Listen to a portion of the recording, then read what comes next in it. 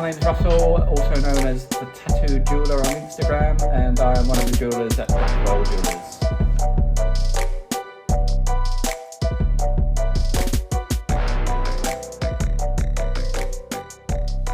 Russell, can you tell us a bit about your journey into the world of jewellery making?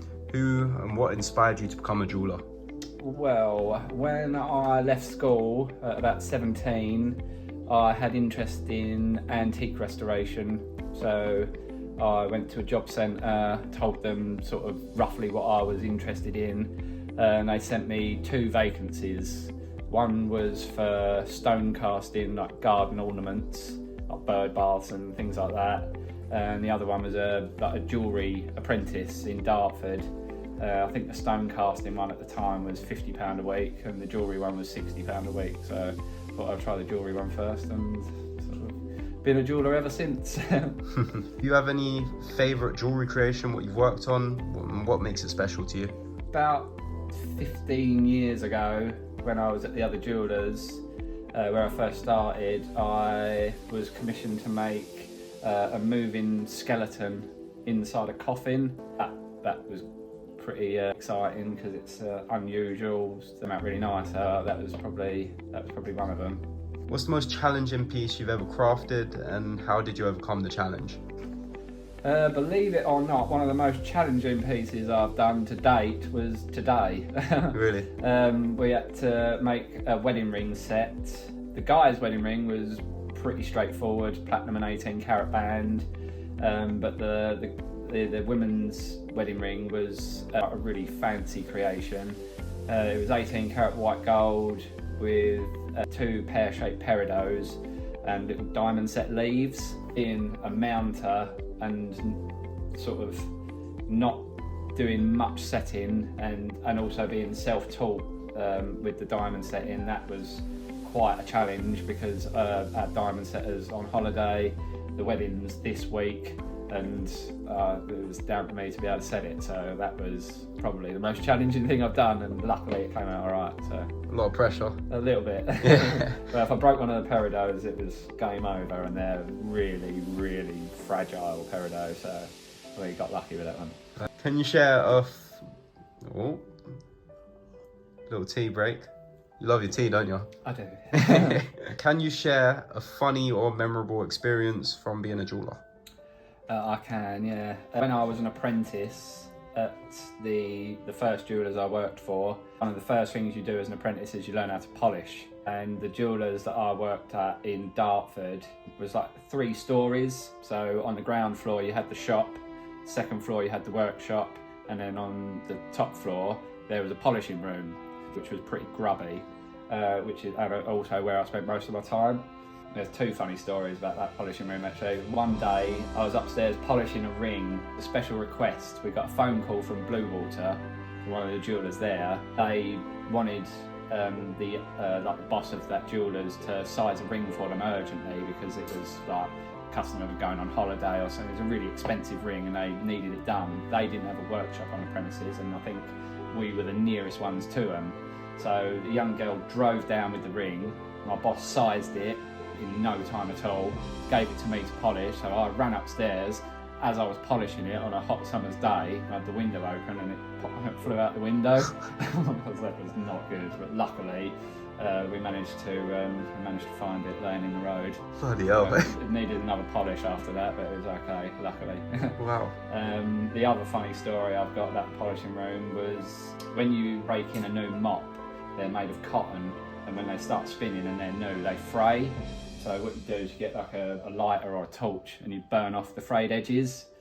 But being a young apprentice and being probably pretty stupid, I didn't take it off to light the frayed edge, so it was still spinning. So when I lit it, like the flame went round to the back, caught the back of the polishing motor on fire, and yeah, it's called a fire brigade and everything. Bloody hell. That's a bit of an experience, isn't it? We had a rough start, yeah.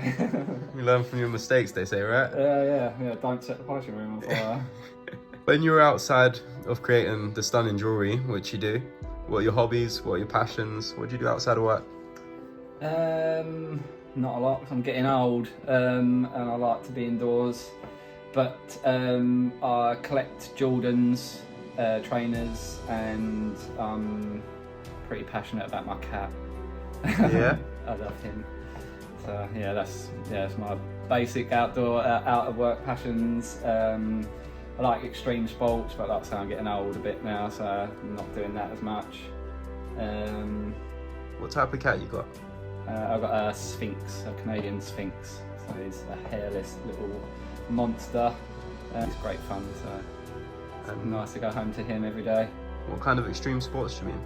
I used to race downhill mountain bikes, but I was never going to be a professional, and obviously it's quite a dangerous sport. I used to break my fingers all the time, which for jewellery making is not ideal. So it was either push to become a professional mountain biker, which was never going to happen, or stop mountain biking and be a professional jeweller. So that's the way we went.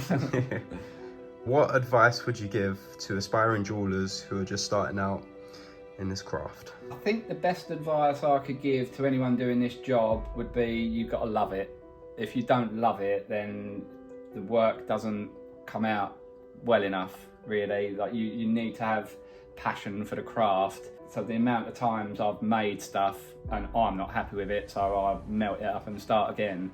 If you didn't have passion for the craft, you would just put substandard work out. So I think you've got to love what you're doing. I think that's the biggest advice I could give.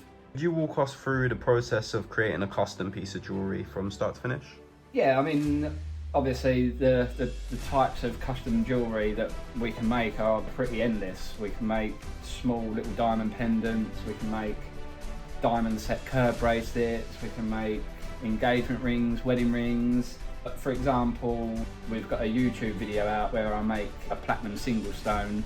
So that would start with a rough design, then it's sourcing the stone, build around the stone first. So you've got obviously a perfect size setting for that particular diamond you're working. So if you watch the video, you'll see that we make the setting first, and once that's sort of perfect, then we'll make the shank to fit whatever the customer's specifications are, really. Are there any types of traditional jewellery making techniques that you particularly enjoy using in your work? Yeah, I mean, the way I was taught was the traditional way to make jewellery. Everything's done by hand, everything's done the long way round, there's no shortcuts. But I would say I like soldering claws, like the traditional way, rather than using a laser machine. I know a lot of people are like really good with a laser machine, and it has got its advantages for sure. But I personally just prefer making everything the Victorian way, really.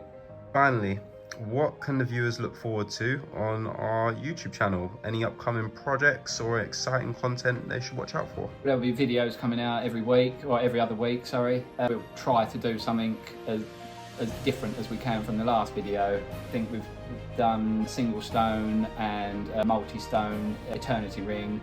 So we're going to sort of move away from rings, and perhaps we'll do like a platinum bracelet I think we're doing next, which has got a diamond set cross in the middle. Expect to see more from like setting and stuff like that as I progress through the setting and get a little bit better. We'll be doing more and more of that as well. Well, wicked, Russ. That pretty much sums it up. As for that, where can we find you on Instagram? Do you have a tag? Tattooed Jeweller on Instagram if you want to see any of my creations, or obviously you've got Blackwell Jewellers Instagram as well. Wicked. Russ, thank you very much. You're welcome, thank you.